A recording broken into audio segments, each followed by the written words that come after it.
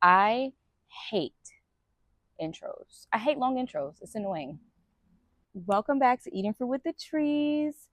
As usual, I have my trees with me, and today I'm eating papaya. Okay, so this is proof that my thoughts are in English and Spanish because I meant to say pitaya, which is dragon fruit in Spanish. And I also have a mango, so after I finish this, I'm going to eat my mango too. Today we're going to be talking about men's health, which will include hormones, the importance of healthy sperm, herbs, and health tips for men in regards to keeping your body healthy and your sperm count healthy and your hormones healthy, cold showers and the benefits of taking a cold shower. And I'm also going to be dropping some gems and tips on how to help your man with mental health issues. I got this big ass pimple here. I don't know where this came from. This was not here this morning. So we're going to start off with hormones. The main three hormones we're going to talk about is testosterone, androgen binding protein, and inhibin. Testosterone, as we know, is responsible for your muscle mass, your bone mass, facial hair production, your libido, your red blood cells. Androgen binding protein enhances your spermiostasis. Spermatogenesis. Not even sure where I got spermiostasis from. So it helps the sperm grow. And it supports the ability of your sperm cells to bind with testosterone. Inhibin releases an amount in proportional to your sperm count. So if you have a high sperm count, a high amount of the hormone inhibin will be released, slowing down your sperm count production. And if you have a low sperm count, a low amount of inhibin will be released, increasing the production of your sperm count. So that's why this hormone is important, because if you have a low sperm count, you want this hormone to be functioning properly. That way it can increase the production of your sperm count to get a healthier sperm count. I dropped my spoon. A healthy sperm count is determined by the volume, which is the amount of sperm, the shape of it, and the mobility of the sperm, right? And this is important when it comes to fertility because you want the quality of your sperm to be good. You want it to be mobile enough to move through the canal into the fallopian tubes and to the egg, right? And that's if you're trying to conceive. If you're not trying to conceive, it is still very important to have healthy sperm. This affects still your hormonal levels, and it affects your weight, it affects your mass, affects your blood pressure, and it affects your overall health.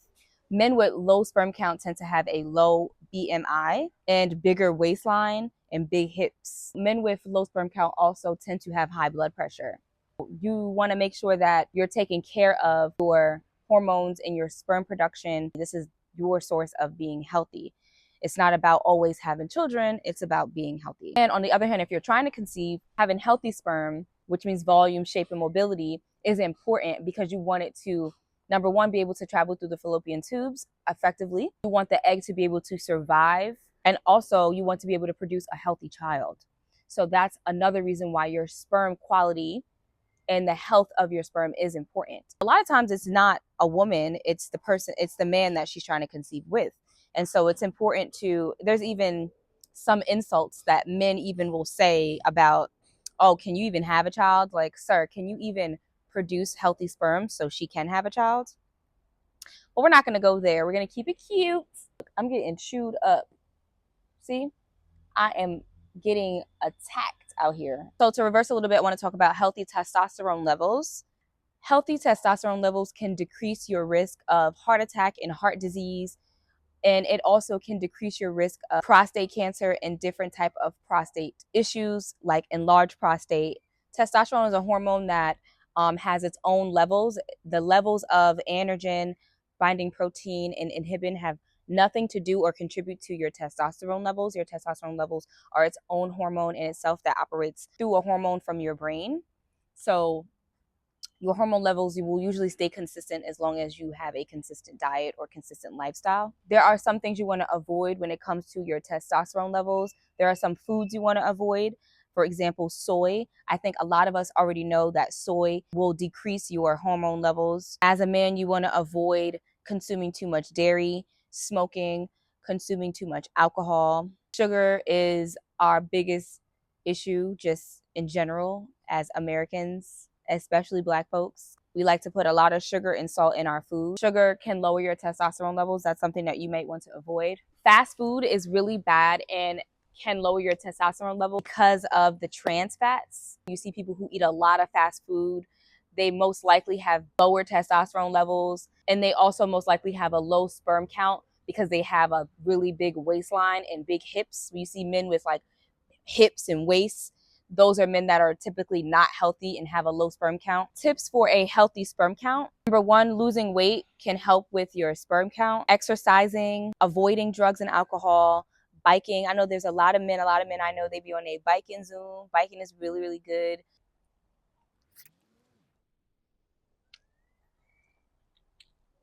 Wearing cotton boxers, it's kind of the same with women. Wearing cotton panties is really good for your vaginal health. So wearing cotton boxers is also good. Avoiding a lot of heat in your how do you call it, ball area?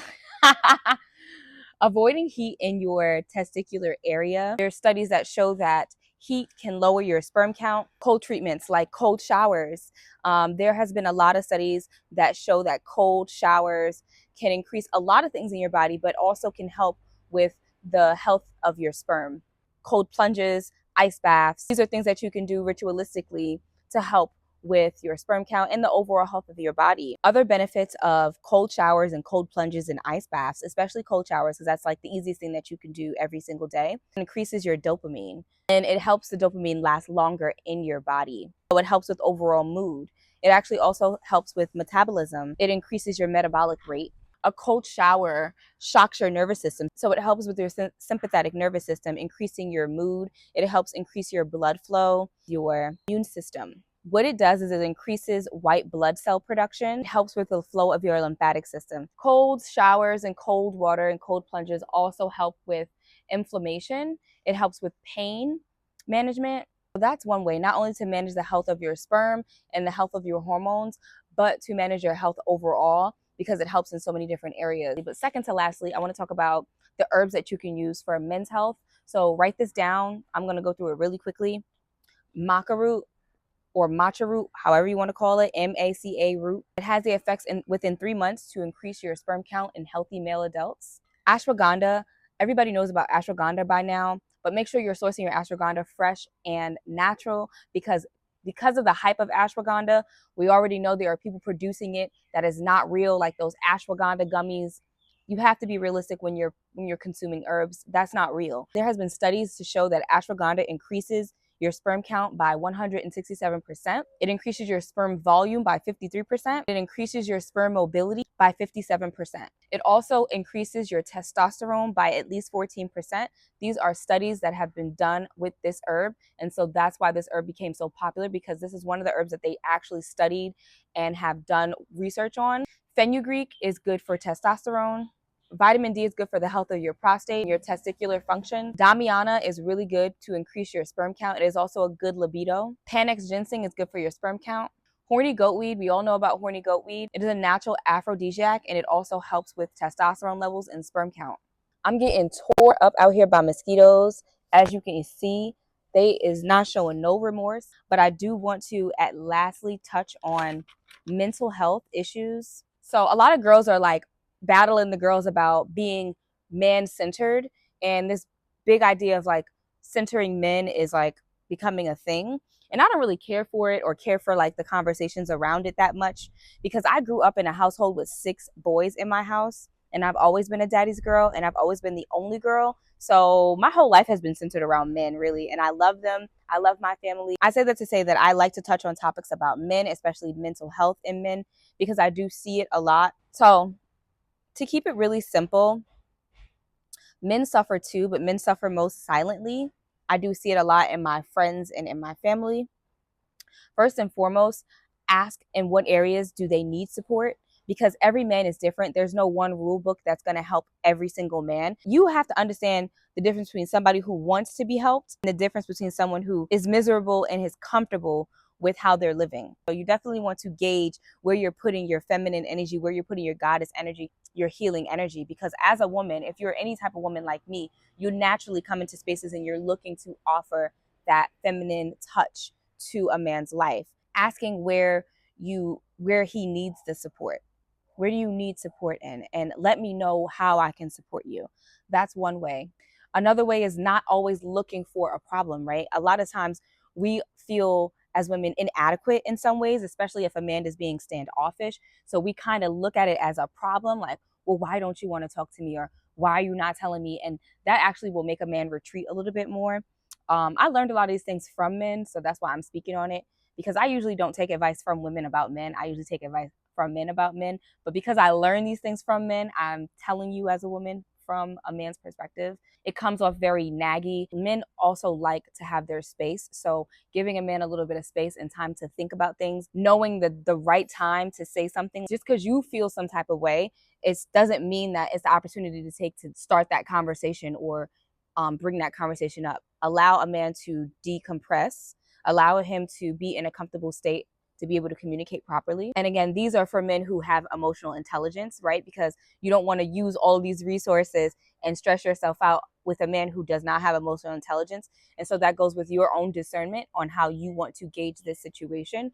But allowing a man time and space definitely can strengthen the relationship, and you won't come off as nagging, adding more stress to whatever he's already stressing about. One thing that as women that we like to do is kind of be overbearing and overly helpful when we see that our man is struggling, because it's in our nature to nurture, and it can be overbearing at times, like coming on too strong, like, oh, let me do this for you, let me do that for you, let me do this for you, let me do that for you, because we feel like we want to help.